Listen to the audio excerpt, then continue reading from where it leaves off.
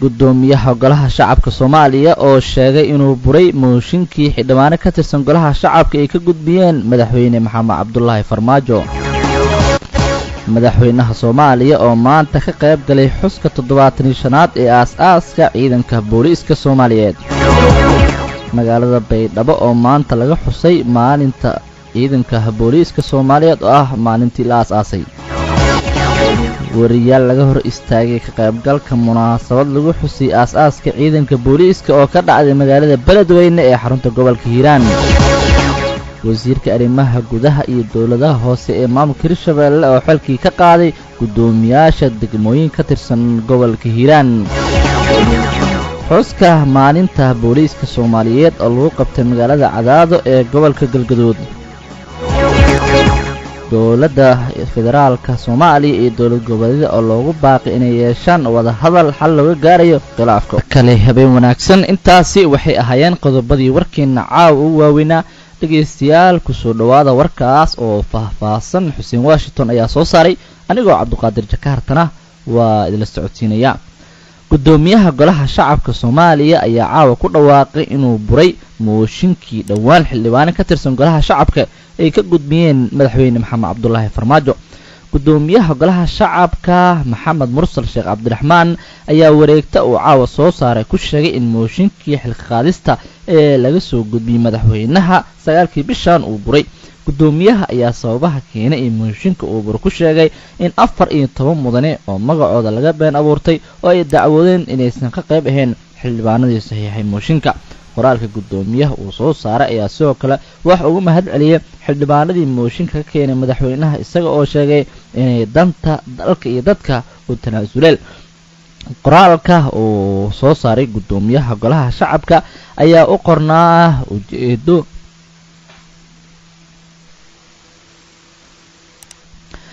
ujeedo hindisa xilka qaadista madaxweynaha Soomaaliya. kadib markii aan aragnay soo jeedinta tuhumada gaboodfallada lagu soo eedeeyay madaxweynaha Jamhuuriyadda Soomaaliya oo ay soo jeedinayeen 92 xildhibaan oo ka tirsan golaha shacabka 9kii Diseembar waa bishan 2018 soo gaaray xafiis gudoomiyaha golaha shacabka. kadib markii aan qadarinay cabashada naga soo gaartay 14 xildhibaan oo ka mid ahaa soo jeediyaasha ku saxiixan mooshinka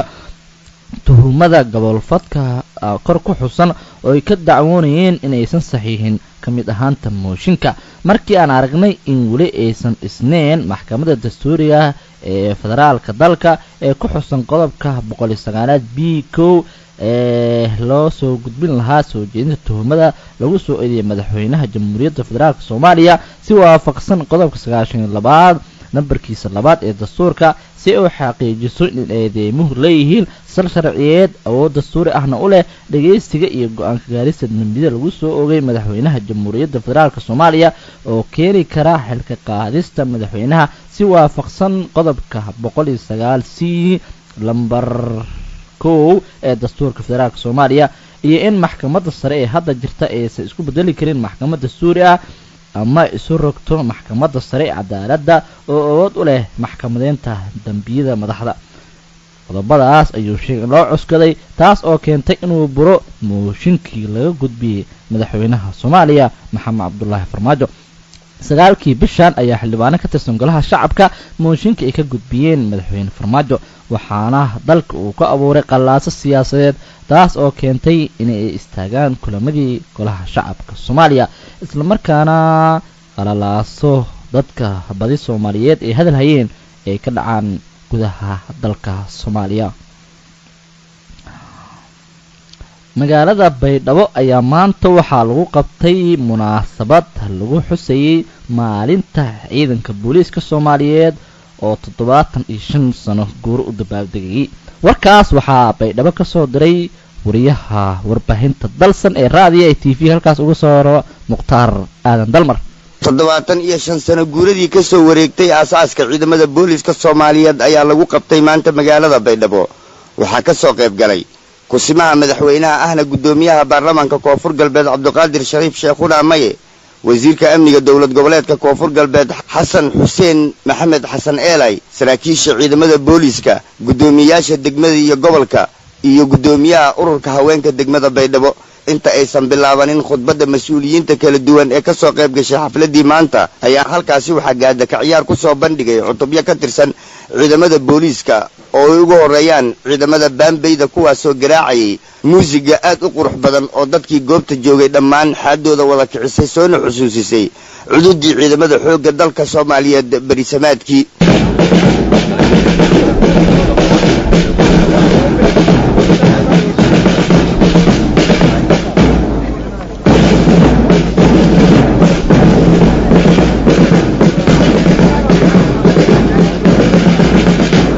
gudoomiyaha degmada Baydhabo iyo gudoomiyaha gobolka Baay oo si wada jira uga hadlay xafladaasi ayaa ku tilmaamay ciidamada booliiska inay yihiin kuwa mar walba u taagan sugidda amniga iyo waliba dhowrista sharciga waxaana ay sheegeen inay ciidamada booliiska saraakiishooda mudan yihiin in la dalacsiiyo laguna abaalmariyo waxqabadkoodii muuqday طبعا درهم قدنا إيدك بوليسك ما يكمل لما أمانك ما يبوهان ما يبوهان قصدك ما يبوه يا كملين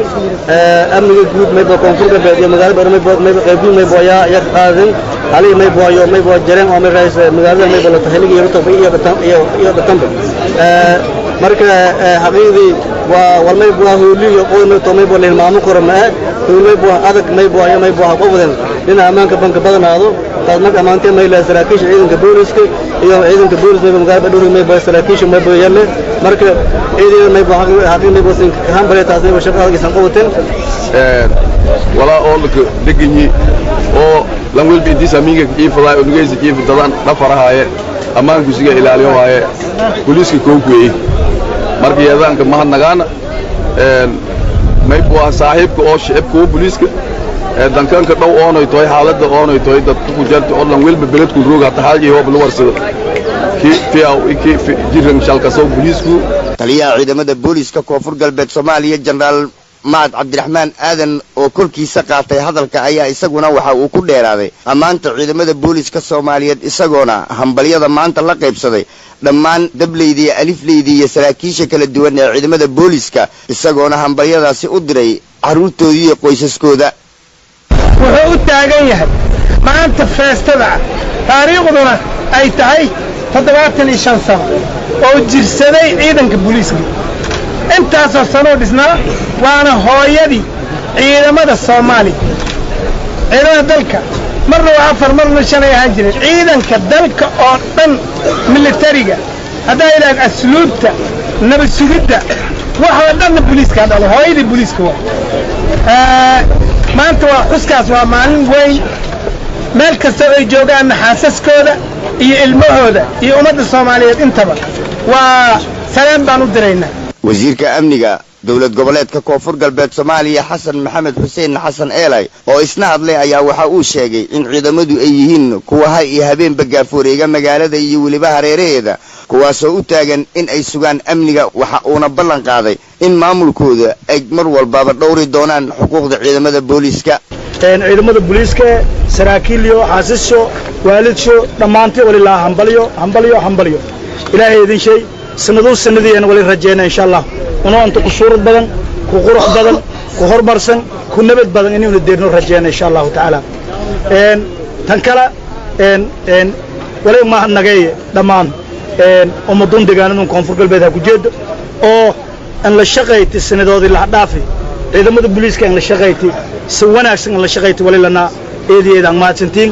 si hayaa xilka madaxweynaha koonfur galbeed Cabduqaadir Shariif Sheekhuna May ayaa isaguna sheegay in ciidamada booliiska ay yihiin hooyada dalka isla markaana ay maamulkooda siin doonaan ahmiyad gooni ah si loo ilaaliyo xuquuqda guud oo ay leeyihiin meel uusan booliis joogin waa meel aysan horumar uusan jirin runtii waxaad ogtihiin booliiska waxyaabaha lagu xisaabtamo qofka bini'aadamka noloshiisa asaasiga ay ku xiran tahay inay tahay qofka shacabka ah markuu deegaan ka guuraayo deegaanka uu tagaayo waxyaabaha uu ku xisaabtamo adeegyada uu ku xisaabtamo marka laga soo tago degmada aan rabo inaan u guuro adeeg caafimaad ma leedahay waxbarasho ma leedahay marka laga soo tago su'aasha ugu horeysa qofku isweydiinayo meeshaas ma leedahay saldhig boolis ma leedahay isku soo wada duuba munaasabadii maanta ayaa ka duwaneed kuwii hore iyadoona markii ugu horeysay ciidamo Baambey oo ay leedahay maamul goboleedka koonfur galbeed Soomaaliya oo hogaaminaysa haweeney ay maanta ku soo bandhigeen halkaas xirfadii la baray taasoo ka dhigtay ciidamada booliiska kuwo isku dheelatiran iminkiiyo wixii ka dambeeyana looga fadhiyo inay noqdaan ciidan maamul goboleedka uu ku faano. Mukhtaar Sheekh Aadan Dalmar, telefishinka iyo raadiyaha Dalsan, Burshawiiney, Baydhabo Jinaay. weli dhageystayaal waxaan ku guda jirnaa wararka la xiriira munaasabada ciidanka booliiska Soomaaliyeed oo guud ahaan Soomaaliya laga xusay. Muqdisho ayaa ka mid ah waana meesha ugu horeysay ee laga xusay. madaxweynaha Soomaaliya ayaana ka qayb galay.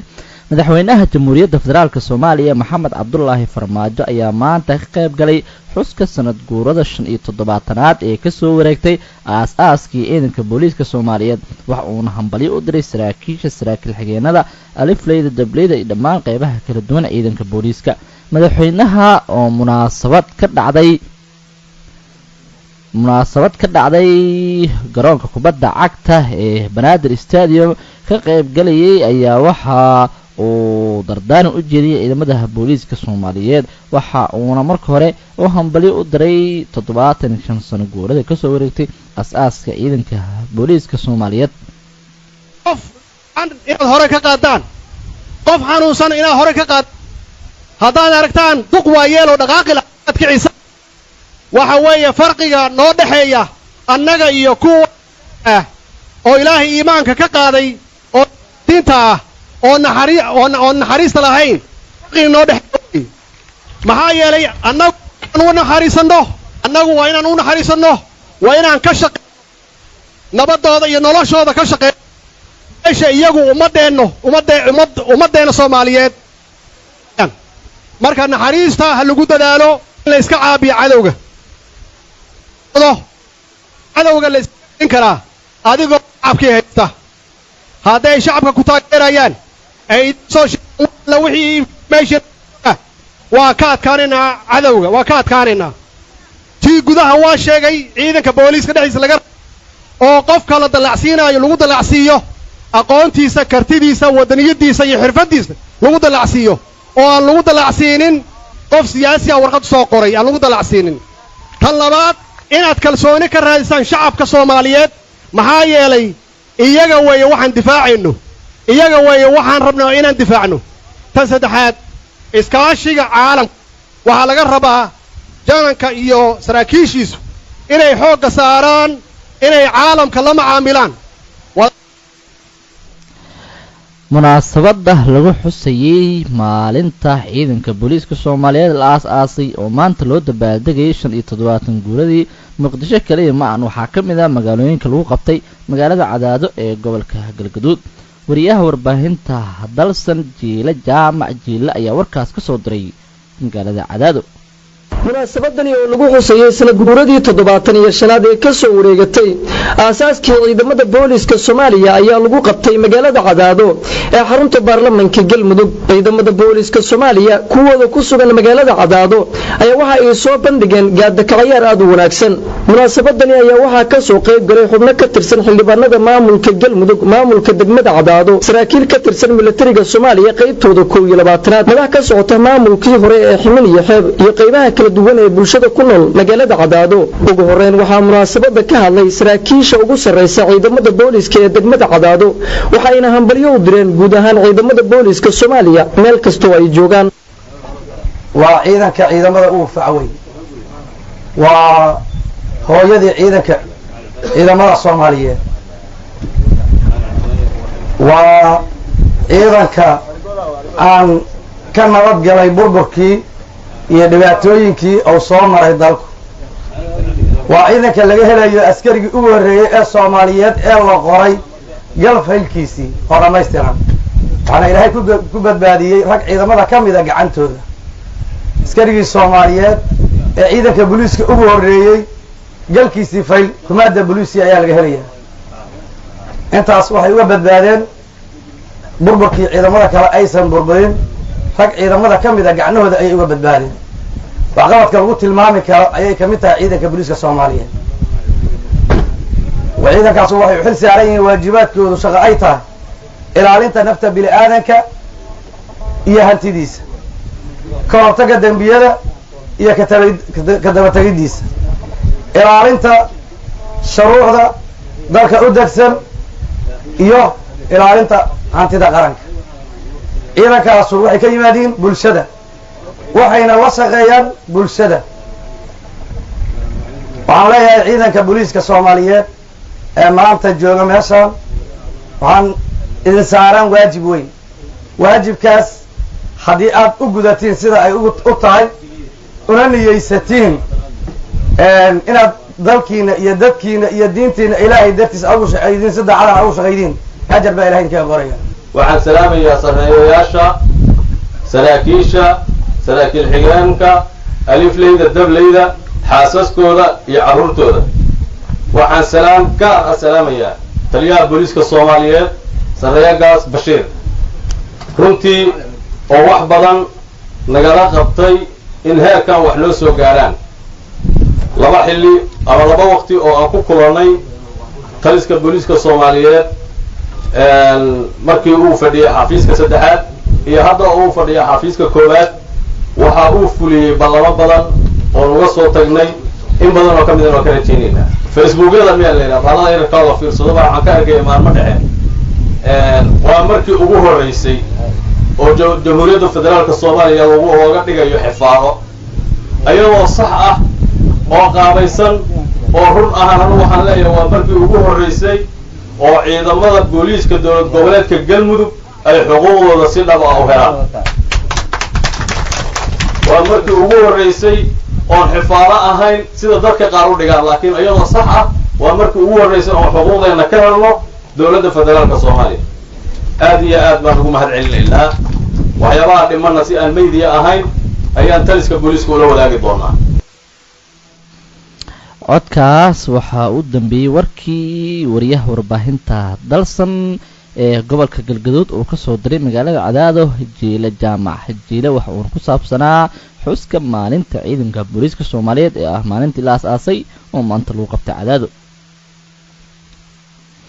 wariyaal ayaa laga hor istaagay ka qaybgalka munaasabad lagu xuseeyey aas-aaska ciidanka booliiska soomaaliyeed taas oo maanta lagu qabtay magaalada beledweyne ee xarunta gobolka hiiraan xuseen washington ayaa dhammaystiraya wariyaal ku sugan magaalada baydhabo waa magaalada beledweyne ee xarunta gobolka hiiraan ayaa waxay sheegeen in maanta laga hor istaagay inay ka qayb galaan munaasabad lagu xuseeyey 70 guuridii kasoo wareegatay aas-aaska ciidanka booliiska soomaaliyeed oo lagu qabtay magaalada beledweyne wariye bashiir cabdullaahi cismaan oo ka mid ah wariyaasha ka howlgala magaalada beledweyne oo la hadlay dalsan ayaa waxa uu sheegay in qaar ka mid ah wariyaasha maanta loo diiday in ay warar kasoo duubaan ama kasoo tebiyaan munaasabadii aas-aaska ciidanka booliiska soomaaliyeed ee lagu qabtay magaalada beledweyne waxa uu sheegay in birihii lasoo dhaafay mas-uuliyiin ka tirsan maamulka gobolka hiiraan ay caburin ku hayeen wariyaasha qaarkood waxaana uu sheegay in mas-uuliyiinta maamulka gobolka uu khilaaf xoogan kala dhexeeyo wariyaasha waxaana uu yidhi aad baad umahadsan tahay magaalada beledweyne ee xarunta gobolka hiiraan waxaa berihii ugu dambeeyey kusoo badanaya caburinta lagu hayo wariyaasha madaxa bannaan ee ka howlgala magaalada beledweyne ee xarunta gobolka hiiraan iyadoo meelo kala duwan oo gobolka hiiraan wariyaasha ku sugan mas-uuliyiinta maamul gobolka hiiraan ay sheegaan in aysan u ogoleen inay ka qayb galaan munaasabadaha qaarkood maanta ayaa qaar ka mid ah wariyaasha ka howlgala magaalada beledweyne loo diiday inay ka qayb galaan munaasabad ka dhacaysay magaalada iyadoo qaar ka mid ah wariyaasha loo sheegay in aysan tabi karin maadaama qaarkood ay sheegeen in ay caburinta wariyaasha madaxa bannaan magaalada beledweyne ka howlgala ay tahay mid sii korortay qaarkood waxa ay wariyaasha ay sheegeen in ay mas-uuliyiinta maamul gobolka hiiraan ay u diideen in ay galaan goobta munaasabada ka dhacaysay sababta ugu weyn ayay ku sheegeen kadib markii maalmihii ugu dambeeyey wariyaal ku sugan magaalada beledweyne ay waraysi kala duwan yeesheen qaar ka mid ah mas-uuliyiinta maamul gobolka hiiraan oo khilaaf soo kala dhexgalay ku aadan habka maaliyadda maamulka gobolka hiiraan caburinta ayaa ah mid sii kordhaysa iyadoo sanadkan sii dhammaanaya hadda tani markii sanadkan uu bilowday 2018 hadda galgabo maraya caburinta warbaahinta madaxa bannaan wariyaasha ka howlgala ay tahay mid aad u badan dhinaca kale waxaa xiriiro kala duwanaa la sameynay mas-uuliyiin ka tirsan wasaaradda warfaafinta dowlad goboleedka hirshabelle uu ka mid yahay agaasimaha guud ee wasaaraddaas maxamed xasan kulmiye waxaana uu sheegay in wariyaasha maanta munaasabadda laga celiyey ay ahaayeen kuwo tiro yar oo mararka qaarkood warar been abuur ah ka faafiya maamulka gobolka hiiraan.